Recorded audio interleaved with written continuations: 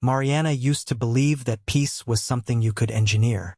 If she scheduled every hour, anticipated every risk, and kept her relationships neatly arranged like items on a shelf, then life would have no reason to surprise her. She lived with the quiet confidence of someone who thought control was the same thing as safety. Her mornings were built around calendars, backup plans, and mental rehearsals for every possible outcome. Even in conversation, she listened for cracks, for hidden meanings, for any sign that something might slip beyond her reach. She thought vigilance was wisdom. She thought perfection was protection. And for a while it seemed to work. People admired her discipline. Her work was organized. Her home was orderly. Her answers were always ready. But behind that polished calm was a woman exhausting herself in a war she never admitted she was fighting. Because the truth is, the more she tried to control everything, the more afraid she became of losing it. Every delay felt like danger. Every disagreement felt like a threat. Every unexpected change reminded her of the possibility she refused to face. That life does not ask permission before it changes direction. Then one season arrived like a blow she never saw coming. Her company collapsed. The relationship she had been quietly preserving with so much effort ended without mercy. The future she had built in her mind, brick by brick, cracked open in a matter of days. One morning she was answering emails, managing deadlines, believing she still had time. The next, she was sitting in a room that felt too silent, staring at the wreckage of everything she thought she had secured. "After all I did," she whispered, not to anyone in particular. "How could this happen?" There was no answer, only the heavy reality of a world that had never promised obedience. That was the moment her suffering changed shape.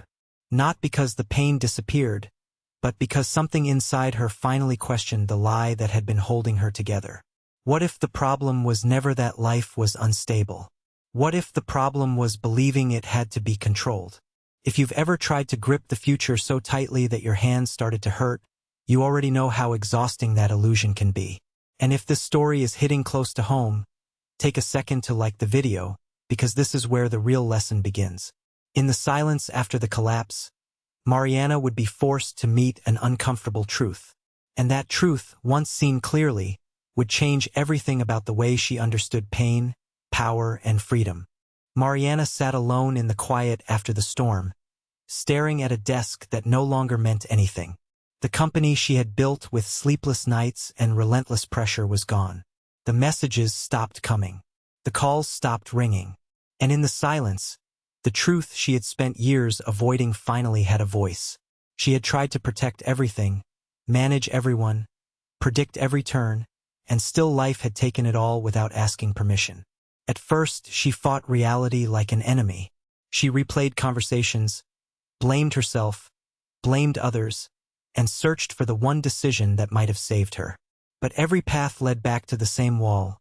What had happened had happened. No amount of anger could restore what was lost. No amount of fear could rewrite the past. That was the brutal lesson crushing her spirit, but it was also the beginning of something stronger. One evening, while walking through the city with her mind still heavy, she remembered a line she once read from Epictetus. "People are not disturbed by things, but by the view they take of them." It sounded simple, almost too simple, yet it cut through her confusion. Maybe the suffering was not only in the collapse itself, but in the war she kept waging against it. Maybe she had been exhausting herself trying to command what was never hers to command. Later, she sat in a dim cafe and opened a notebook, as if she were meeting herself for the first time. "What can I actually control?" she whispered. "Not the market, not the past, not other people's choices, but her next breath, her next decision, her next response." That shift did not erase her pain, but it gave her footing. It turned her from a victim of events into a participant in her own recovery. This was where Marcus Aurelius began to feel less like an ancient emperor and more like a steady voice in the room. You have power over your mind, not outside events. When Mariana read those words, something in her loosened. She had spent years trying to dominate the world, only to discover that peace begins when you stop demanding the world obey you. And if that idea hits something real in you, good. Because maybe the struggle is not weakness, but the moment you start seeing clearly. So let me ask you, what's the one thing you keep trying to control, even though it keeps slipping through your hands? As Mariana learned, freedom does not come from forcing life to kneel. It comes from learning where your real power begins. At first, Mariana resisted the lesson with everything she had. Sitting alone in a quiet apartment that once felt like a command center and now felt like a wound, she kept replaying the same question. How could life do this to me? It wasn't just the bankruptcy, or the breakup, or the empty silence after the calls stopped coming. It was the collapse of the illusion that sheer effort could guarantee safety. She had built her identity around being the one who anticipated disaster, corrected people, prevented mistakes, and stayed 5 steps ahead. But now the future stood in front of her like a locked door. One evening, while staring at the window as rain traced slow lines down the glass, she remembered a sentence she had once dismissed as too simple to matter. You do not control what happens, only how you respond. It came from a passage she had read long ago, from Epictetus, and suddenly it didn't sound philosophical. It sounded merciful. Not soft, not sentimental, but merciful in the way a hand is merciful when it stops pushing your head underwater. She began testing it in small moments. When panic rose in her chest, she noticed it instead of obeying it. When shame told her she had failed completely, she answered it with a quieter truth. I lost things. I am not lost.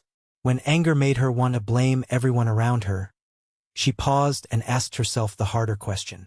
What part of this is actually mine to carry?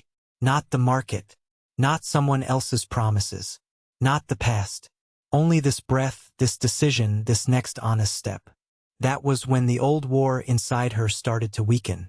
She was no longer trying to dominate reality. She was learning to stand inside it.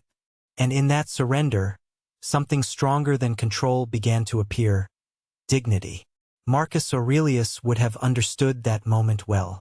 To live well was never to command the world into obedience. It was to meet the world with discipline, clarity, and an unbroken mind.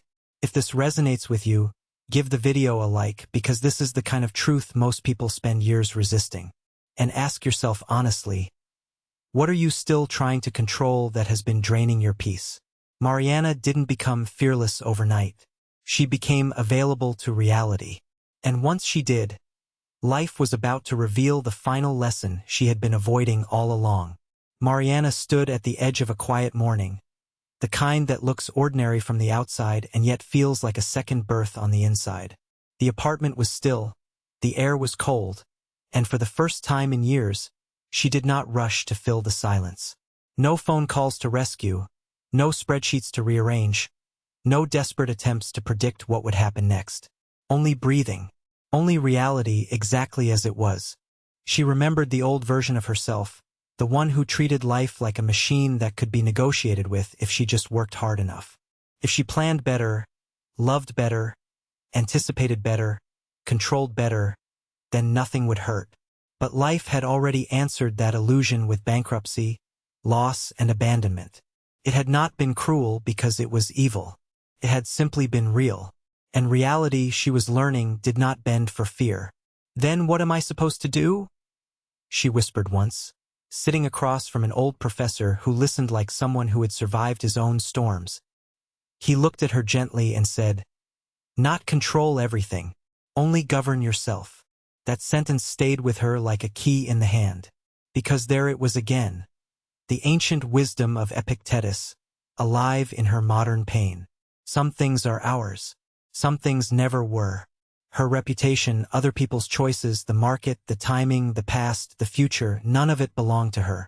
But her interpretation, her discipline, her courage, her next step, those were still hers. And slowly the struggle changed shape. She stopped asking, how do I make life safe? And started asking, how do I meet life honestly? That was the beginning of radical acceptance. Not approval. Not surrender in the weak sense. Just the brave refusal to keep arguing with what had already happened. No more emotional war against the facts. No more trying to dominate uncertainty like a tired king defending a collapsing castle. Marcus Aurelius had written to meet each moment as it comes, and now Mariana understood why that felt so powerful. The future did not need her panic. The past did not need her punishment.